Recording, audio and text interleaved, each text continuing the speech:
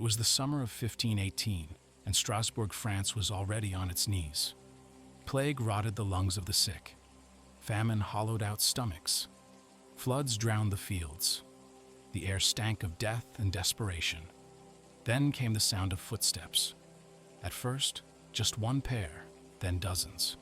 Feet pounding stone, harder and faster, echoing down the narrow streets. Bodies twisted and flailed, sweat pouring, eyes wild with terror. This wasn't joy. It was torment. Some collapsed, blood leaking from their shoes. Some screamed until their voices tore. And still, they danced. No one knew why. No one could stop it.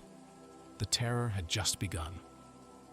During a typical day out, Fra Tropha walked through the streets of Strasbourg, as she always did, carrying the weight of routine in her every step. But today, something shifted inside her.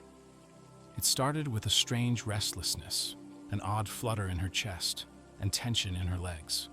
She tried to ignore it, but the urge to move grew, like a fever creeping through her.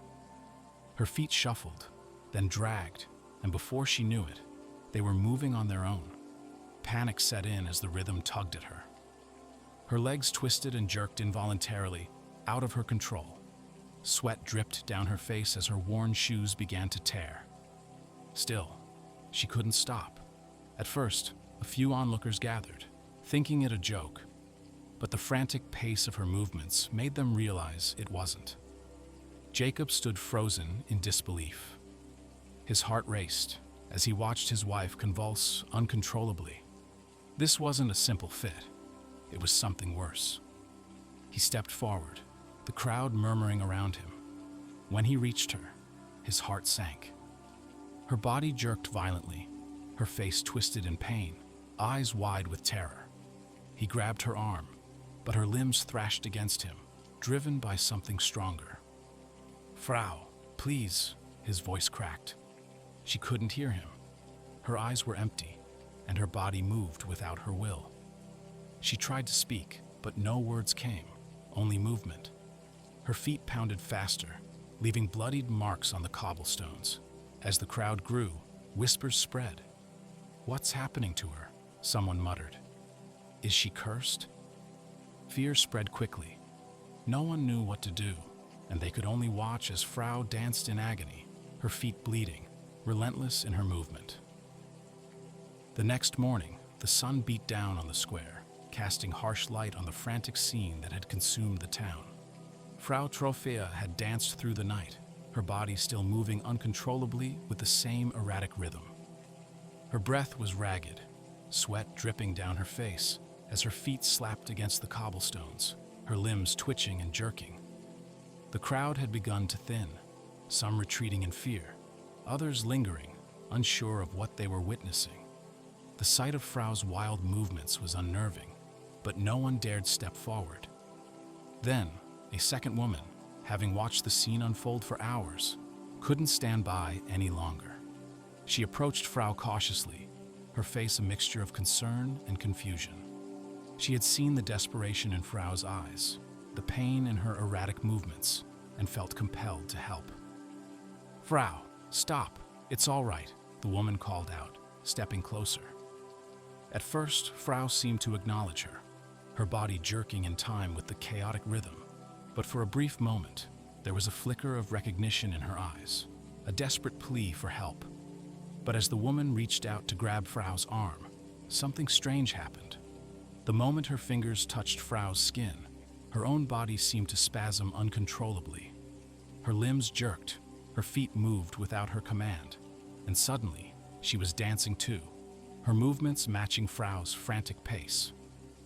The crowd gasped in shock as the two women spun together, their bodies jerking violently in sync.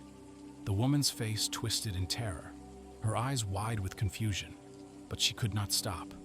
She tried to break free, but the rhythm had its grip on her.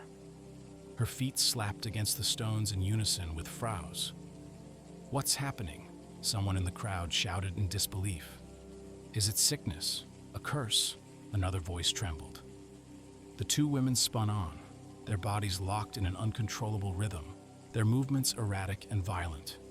No one could stop them, and it was as if the entire town was watching in stunned silence. Jacob, standing frozen at the edge of the square, felt his heart race. His thoughts were spinning wildly. Was this some kind of curse, some kind of illness, or something else entirely? His breath came in shallow gasps as he watched his wife's body twisting in agony. Then, a voice broke through the chaos. "We need to call the authorities," a woman behind Jacob said, her voice shaking with fear. Jacob nodded, his face pale with helplessness. Yes, do it quickly," he responded, his voice cracking under the weight of his panic. The square had become a scene of confusion, with whispers and murmurs spreading through the crowd. Fear filled the air as the people of the town stared at the two women who were trapped in their uncontrollable dance. A third figure appeared on the edge of the crowd, a man, his face tight with concern, as he watched the two women caught in their wild movements. He stood frozen for a moment, unsure of what was happening, but something compelled him to step closer. As he drew near, the same uncontrollable rhythm that had gripped Fra Tropha and the other woman seized him as well. His body jerked, his feet began to move in time with theirs, and before he could understand what was happening, he was dancing alongside them. His eyes widened in terror, his face twisting with confusion, but it was too late. The rhythm was too powerful to resist. He moved faster, spinning in a frenzy, his body locked in the same uncontrollable dance. The crowd gasped in horror, their voices rising in panic. "What is this? What's happening to him?" He's dancing too, just like them," another voice cried out. The man's body convulsed in time with the others, trapped in the same relentless pattern. There was no stopping it now.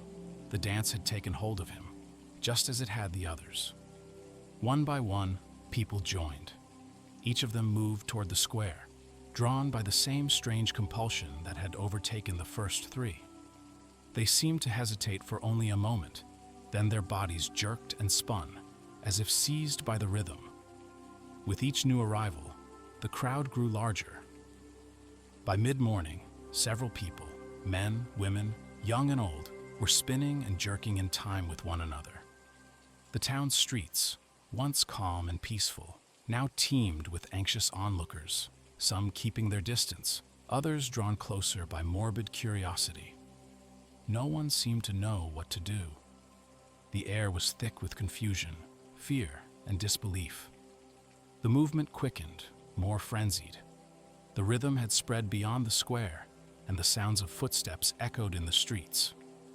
Each new dancer fell into the same pattern, as if some unseen force was pulling them in, each one caught in the grip of an unknown madness. The town's authorities, still grasping for answers, tried to control the growing disorder. They consulted local physicians and religious figures, but no one seemed able to offer an explanation or remedy. With each passing hour, the dancers' movements grew more erratic. Desperation set in. In a final attempt to contain the frenzy, the authorities called for the town's musicians to play for the dancers. The musicians, accustomed to playing lively tunes in the square, were hesitant but obliged. There was little else they could do. "We must play," one of the musicians declared, his voice thick with worry. "The people need music to calm them. We cannot leave them without it." And so, the violins and drums began again, their notes filling the air. The rhythm seemed to match the frantic movements of the dancers, but instead of soothing them, it only seemed to fuel their mania. The faster the music played, the faster the dancers moved. The music's relentless beat echoed through the square, and soon the movements of the dancers were wild, almost violent. Despite the efforts to control the situation, the town had descended into madness. People had joined the dance, their bodies jerking and spinning with no rhyme or reason. No one could explain it. By the fourth day, the number of dancers had more than doubled. The square was filled with over 20 people, all caught in the grip of the rhythm.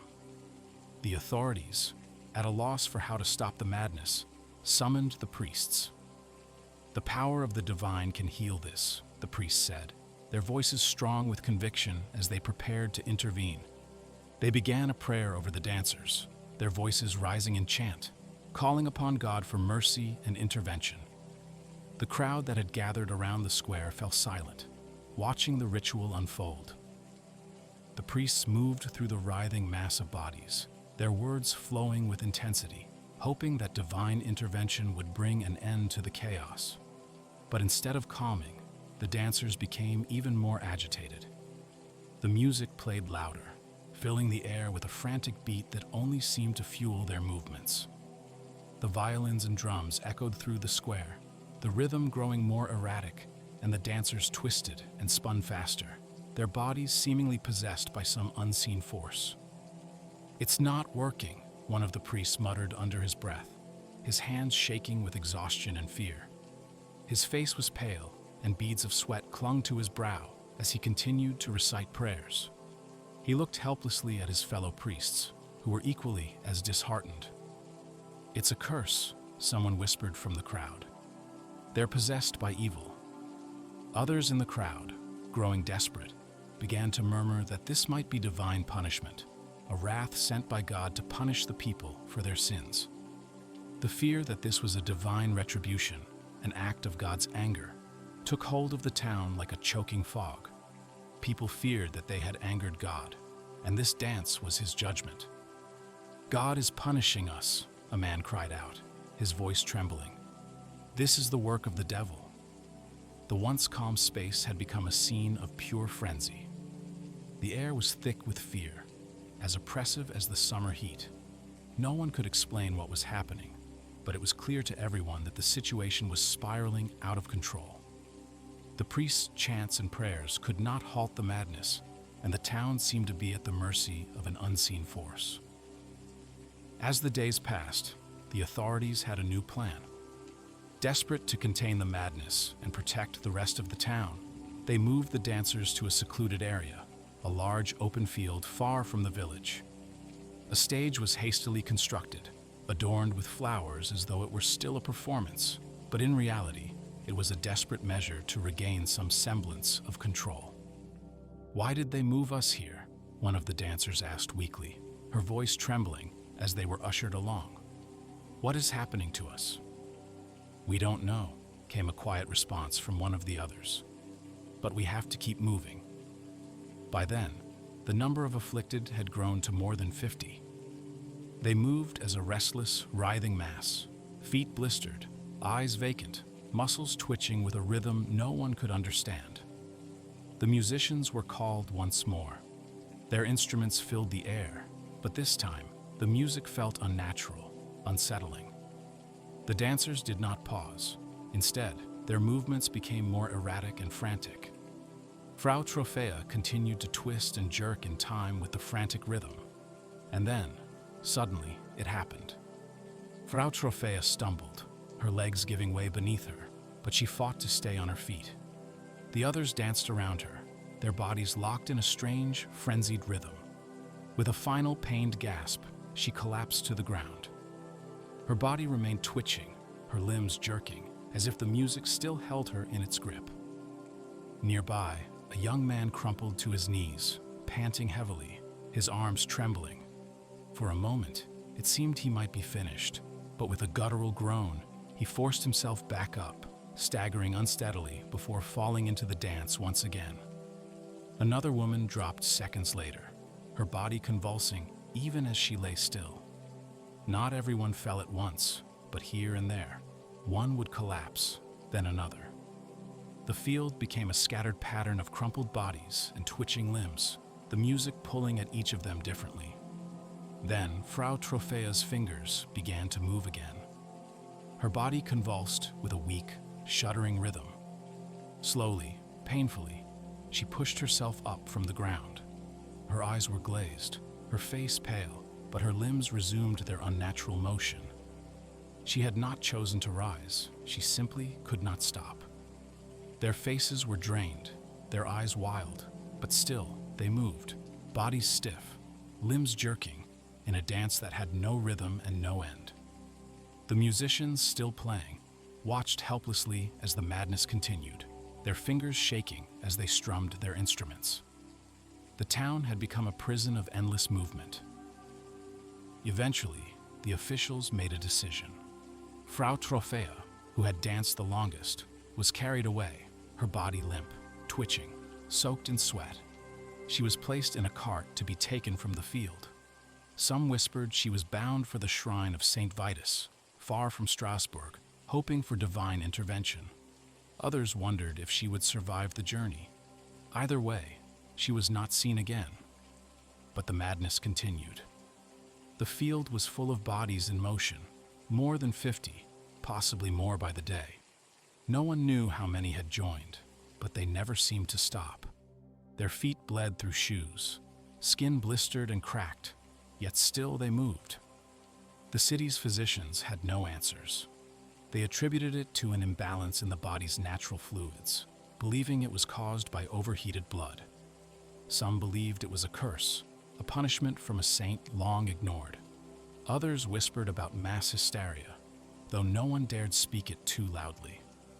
Remedies were tried, leeches pressed to pale, trembling skin, bitter herbs fed, and cold water used to shock them. Priests offered prayers, though they kept their distance. Nothing worked. One morning, a man collapsed in the dirt and never got up. His chest heaved for a moment, then he went still. The dancers closest to him barely noticed. A few hours later, he was dragged away, limbs stiff, face frozen in confusion and pain. 2 days later, another followed, a young woman who had only just joined. Her breathing grew shallow, her movements slower and more strained. She dropped to her knees, then to her side. Her eyes fluttered, then closed. This time, the priest crossed himself before ordering her body removed. Still, the others kept moving. They moved under the burning sun or in pouring rain, unaffected by the weather. Some cried as they moved. Others gritted their teeth in silence, their minds elsewhere. Children were kept indoors. Families crossed themselves when passing too close to the field. The musicians kept playing, though their hands trembled and eyes darted toward the dancers, fearful of joining them. The affliction, whatever it was, still gripped them, and Fra Tropha, wherever she was, had vanished into silence. By now, weeks had passed. The dancers were shadows of themselves, skin hanging loose over bones, eyes sunken, feet wrapped in bloody cloth. Over 70 people now swayed and stumbled in the field, and every attempt to help had failed. The city was unraveling. The church had been involved from early on. Prayers had been offered, sermons given, warnings spoken of sin and penance.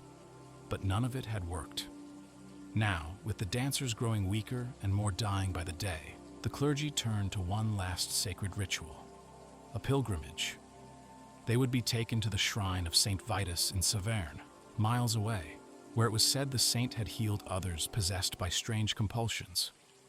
It was not a new idea, but it had always been the final one, reserved for when all else failed. Now, it was all they had left. Ox-drawn carts arrived, lined with straw. The dancers too weak to stand were lifted in carefully. Others, still jerking and swaying, were guided by priests and volunteers. It was not a forced journey. Most of them, though dazed and hollow-eyed, seemed willing to go, anything to make it stop.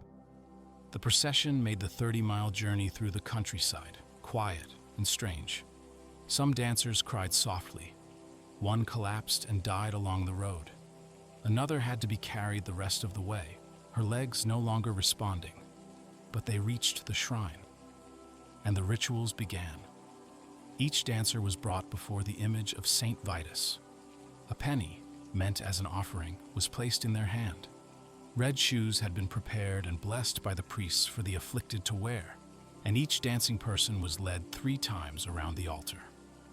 Prayers were chanted, bells rang, incense filled the air, thick and choking.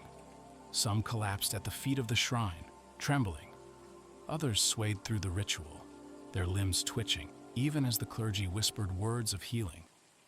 Not all were healed immediately, but slowly, over hours, then days, Their bodies began to still. One by one, they stopped dancing. Some wept. Others stared in stunned silence, as if waking from a long, terrible dream. A few did not recover, and more than one life had been lost along the way. But for the rest, the movement ceased. The field in Strasbourg was emptied. The stage was left to rot. The music finally died away. The town did not celebrate. It was more like a breath held too long, now finally released. People returned to their homes. The marketplaces reopened.